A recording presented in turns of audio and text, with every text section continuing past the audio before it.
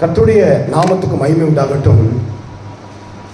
இந்த வேளையிலே 1 கொரிந்தியர் 13ஆம் அதிகாரத்திலே 1வது வசனம் 2வது வசனம் வாசிங்க. நான் மனுஷ பாஷையிலும் தூத பாஷையிலும் பேசினாலும் அன்பு எனக்கு இராவிட்டால் சத்தமிடுகிற வெண்கலம் போலவும் ஓசையிடுகிற கைத்தாளம் போலவும் இருப்பேன். நான் தீர்க்க தரிசன வரங்களை உடையவனாய் இருந்தும் சகல ரகசியங்களை அறிவையும் அறிந்தாலும் மலைகளை பெயர்க்கத்தக்க விதமாக சகல விசுவாசம் உள்ளவனாய் இருந்தாலும் அன்பு எனக்கு இராவிட்டால் நான் ஒன்றுமில்லை. அன்பு எனக்கு வேண்டும். அன்பே பிரதானம். நாம் ஆண்டவர் அழகாய் சொல்லுகிறார், பிரதானமான ஒரு கட்டளை இருக்கிறது. அது என்னவென்று சொன்னால், உன்னை போல பிறரை என்ன செய்வான்? நேசிக்க வேண்டும். நீ நேசிக்காவிட்டால் ஆண்டவருடைய அன்பு வெளிப்படாது. கிறிஸ்தவர்கள் என்று பார்க்கும்போது அந்த கிறிஸ்துவை உடையவர்கள் எப்படி இருக்கிறார்கள்? சிலரை பார்க்கும்போது அவர்களுக்கு முன்பாகவே போகவே முடியாது. ஏன்? யாராவது ராத்திரி வேளையில் வரும்போது அந்த குலைக்கிற நாய்களுக்கு பதிலா அந்த நாய்களை பார்த்தா பயப்படுவாங்க. அது மாதிரி சிலரை பார்த்தா அந்த அன்பு நல்ல ஜெபிக்கிற தோத்திரம் தோத்திரம் சொல்லிட்டு நல்ல ஜெபிப்பாங்க, அந்நிய பாஷை பேசுவாங்க. ஆனால் அவங்க வாயிலிருந்து வர்ற வார்த்தையெல்லாம் என்னது? மற்றவங்களை குறித்து குறைவிடும், திட்டுகிறதும் அசுத்தமும். அவங்கள்ட்ட அன்பு இல்லை, யாரையும் நேசிக்கிறதே இல்லை. சுயாதீனக்காரர்கள், செல்ஃப் மைண்டு, தன்னை குறித்து மாத்திரம் சிந்திக்கிறவர்கள். ஆமென் சொல்லுமா?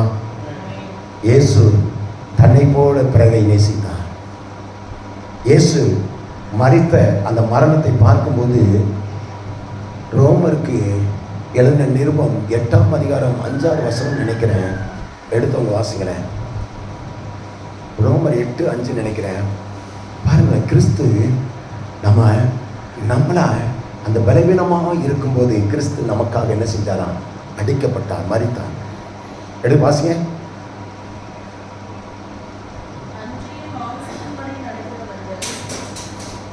8:5 5:8 வாசிங்க.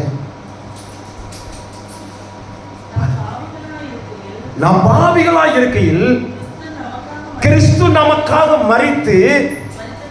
மரித்ததினாலே தேவன் நம்மேல் வைத்த அன்பை வழங்கப்பட்டிருக்கிறார். கிறிஸ்து நம்மேல் வைத்த அன்பை வழங்கப்பட்டிருக்கிறார். பாருங்களேன், இதுதான் அவருடைய கிரயத்தின் மிகுந்த வெகுமானம்.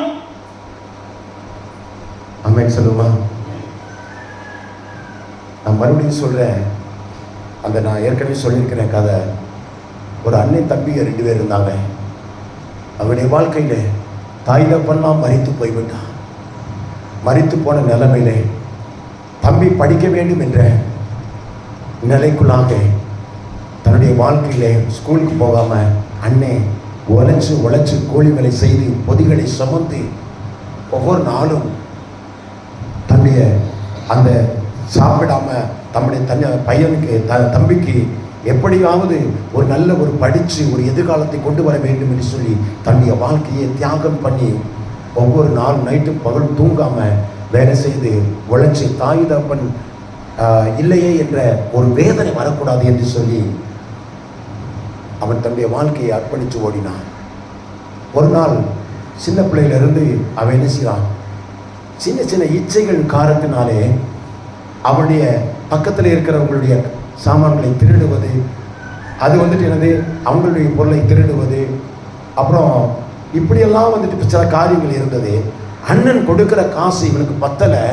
அதனால் மறுபடியுமாய் மற்றவங்கள்ட நல்ல வேற ஏதாவது பொருள் இருந்துச்சுன்னா கடைகளுக்கு போகும்போது திருடிட்டு வர்றது, இப்படியே வந்துட்டு அந்த காரியங்கள் என்ன செய்தா தன்னுடைய அந்த வெற்றிடத்தை எல்லாம் அவன் சரி பண்ணி கொண்டு விட்டான். எப்படி? தன்னுடைய தேவைகளை எல்லாம் சரி செய்து கொண்டான். கவலை என்பதை இல்லாமல் வாழ்ந்து வந்தான். தன் அண்ணனுடைய கிரயத்தை அறியாமல் இருந்தான், வேதனைகளை அறியாமல் இருந்தான். அண்ணன் எப்படியாவது தம்பி வளர்ந்து கொண்டிருக்கிறான் என்ற நம்பிக்கையோடு அவர் உழைத்து கொண்டே இருந்தார். ஒரு நாள் வாலிபனாய் மாறினான். அவன் வாலிபனாய் மாறின போது அவன் குடிக்கிற பழக்கங்களை ஏற்படுத்தி கொண்டான். அவன் சுகமுகமாய் வாழ ஆரம்பித்தான். திருட அதற்கு தேவைகள் நிறைய இருந்ததினாலே திருட ஆரம்பித்தான். பல திருட்டு வேலைகளை செய்தான். அண்ணனுக்கு தெரியவில்லை. அண்ணன் கொடுக்கிற அந்த கூலி வேலை செஞ்சு கொடுக்கிற அந்த செலவு கொடுக்கிறது பத்தலை. அவன் ஒரு நாள் ஒரு வீட்டுக்குள்ளே நுழைந்து அவன் என்ன செய்தான்? திருட ஆரம்பித்தான். பீரோவை உடைத்து விட்டு ஆளு இல்லைன்னு நினச்சிட்டு அந்த சாவியெல்லாம் எடுத்து பீரோவை என்ன செஞ்சான்? உடைச்சி அந்த பீரோக்குள்ளே இருக்கிற நகையெல்லாம் எடுத்துட்டு வெளியே வரும்போது அந்த வீட்டு ஓனர் வந்துட்டு என்ன செஞ்சிட்டாங்க? கத்த ஆரம்பிச்சிட்டாங்க. வந்துட்டாங்க. கத்த ஆரம்பித்த உடனே ராத்திரி வேலையில் இதை கத்துறாங்களே அப்படின்னு சொல்லி இவன் எப்படியாவது தப்பிச்சு ஓடிடலான்னு பார்த்தான். முடியலை. கடைசியில் இவனை கட்டி பிடிச்சதுனால இன்னைக்கு போலீஸ் வேற விசில் அடிப்பான். நைட்டு ரோந்தில் வந்துட்டு விசில் அடிப்பாங்க அப்பெல்லாம். அப்போ அந்த விசில் அடிக்கிற அந்த விசில் சத்தத்தை கேட்டு போலீஸ் ஒரு பக்கமாக இருக்கு, இங்கே நம்ம மாட்டிக்கிட்டு நான் போச்சு அப்படின்னு சொல்லி தன் கையில் தற்காப்புக்காக வைத்திருந்த அந்த கத்தி எடுத்து குத்தி விட்டான். அந்த குத்தி விட்ட உடனே பயங்கரமான ரத்தம் சிந்த ஆரம்பிச்சது. ரத்தம் சிந்தி அந்த நபர் அப்படியே அந்த வீட்டு பெரிய மனுஷர் அப்படியே கீழே விழுந்து விட்டான். உடனே சரீரம் ரத்தமாய் சட்டையெல்லாம் ரத்தம், நம்ம குத்திட்டோம், அப்படி செத்து போயிட்டோம் அப்படின்னு சொல்லிட்டு என்ன செய்யறான்? ஓடுற நேரத்தில் இந்த சத்தம் கேட்டு அந்த போலீஸ்கார் ரோந்து பள்ளிகளில் இருக்கிற அந்த போலீஸுக்கெல்லாம் எங்கிட்ட சத்தம் கேட்குதுன்னு சொல்லி கேட்டுக்கிட்டு பார்க்கும்போது இங்கே ஓடுறதை பார்த்துட்டு இவனை துரத்தி வந்தபோது கடைசியில் துரத்தி வரும்போது தப்பிச்சு ஓடணும்னு சொல்லி ஓடி போய் தான் வீட்டுக்குள்ளே நுழைஞ்சிடான். வீட்டுக்குள்ளே நுழைஞ்ச உடனே அண்ணே என்னப்பா என்னாச்சுப்பா? நான் ஒரு தவறு பண்ணிட்டேன். இது வரைக்கும் என்னை எவ்வளவோ காப்பாற்றினீங்க, எவ்வளவோ காரியங்களில் எனக்கு உதவி செஞ்சீங்க. ஆனால் இன்னைக்கு நான் தப்பிக்க முடியாதபடிக்கு நான் பாவம் செஞ்சுட்டேன். உங்களுக்கு தெரியாமல் நிறைய காரியங்களை செஞ்சுட்டேன். என்னை மன்னிச்சுக்கங்க. ஒரு தடவையாக எப்படியாவது போலீஸுடைய அந்த தேடி வருகிற இந்த நேரத்தில் அவங்க ஜெயிலில் போட்டு தூக்கில் போட்டுடுறாங்க, என்னை காப்பாற்றுங்க அப்படின்னு சொல்லும் போது இந்த அண்ணன் இதுவரைக்கும் தன் வாழ்க்கையை அர்ப்பணித்து எல்லாவற்றிலும் இவனுக்காக வாழ்ந்த அந்த அண்ணன் என்ன செய்யறான்? கடைசியாக உன் சட்டையை கழட்டிப்பா என்று சொல்லி சட்டையை கழட்டி அந்த ரத்தம் படிந்த அந்த சட்டையை என்ன செய்தான்? அவன் போட்டுக்கொண்டு என்ன செய்தானா?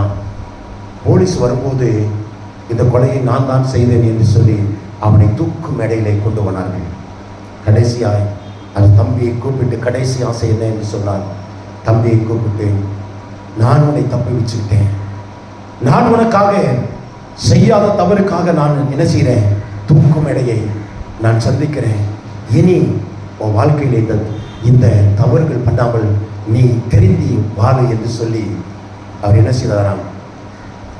அந்த தம்பி மேலே வச்சிருந்த அன்பின் நிமித்தம் அவர் தூக்கு போட்டு இறந்தாராம். இவன் அழுதானாம், புலம்பினானாம். அப்படித்தான் என் ஆண்டவர் இயேசு, அப்படித்தான் ஆண்டவர் இயேசு அவர் ஒருத்தர் நம்ம செய்த தவறுக்காக, நம்மேல் வைத்திருக்கிற அன்புக்காக நம்மளை பாவத்திலிருந்தும் சாபத்திலிருந்தும் விடுவிக்கும்படியாக பாவத்தின் விளைவுகள் ஒரு தண்டனையை விளைவிக்க கூடாது, அந்த தண்டனையின் மூலமாக நாம் தண்டிக்கப்படக்கூடாது என்று சொல்லி இயேசு அவர் நம்முடைய பாவங்களுக்காக தண்டனையை ஏற்றுக்கொண்டு நம்மேல் வைத்த அன்பை நிரூபித்து காட்டினார். அன்பு ஒரு நாளும் மாறவே மாறாது. ஒருவருக்கொருவர் அன்பு செலுத்துகிறவர்களாய் மாற வேண்டும். விரோதங்களும் குரோதங்களும் நம்முடைய வாழ்க்கையை ஓட செய்யவே முடியாது. அது இடையிலே நிறுத்திவிடும். தீர்க்க தரிசனம் மாறும், அந்நிய பாஷைகள் மாறும். அன்பு ஒரு நாள் மாறாது. 4வது வசனம் சொல்லுங்க. அன்பு நீடிய சாந்தமும் தயவும் உள்ளது. அன்புக்கு பொறாமை இல்லை. அன்பு தன்னை புகழாது, இருமாப்பு அடையாது, ஆயேட்சமானதை செய்யாது,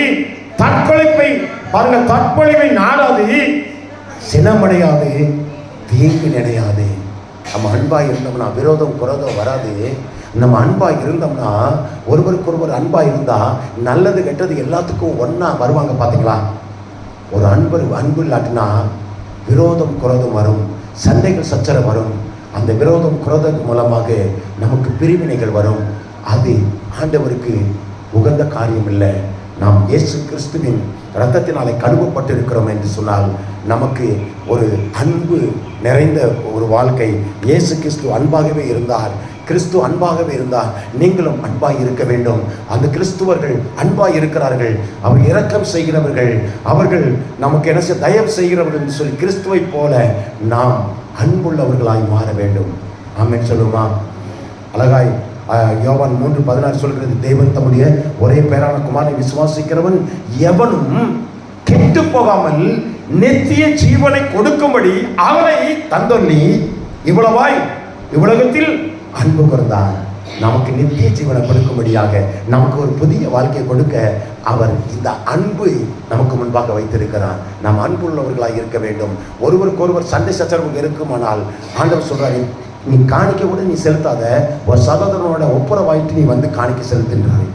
அதே மாதிரி கம்யூனியன் எடுக்கணும்னாலும் நீ ஒருத்தருக்கு சண்டை போட்டிருந்தா நீங்க ஒப்புரவாயிட்டு எடுக்கணும்னு சொல்லி, அன்பு உள்ளவர்கள், நீங்க கிறிஸ்தவர்கள் என்று சொன்னால் அன்பு உள்ளவர்கள், கிறிஸ்தவர்கள் என்றால் முன்மாறி உள்ளவர்கள், அப்படிப்பட்டவர்களாய் மாற நாம் நம்மளை நாமே ஒப்புக் கொடுக்க வேண்டும். ஆமென் சொல்லுமா?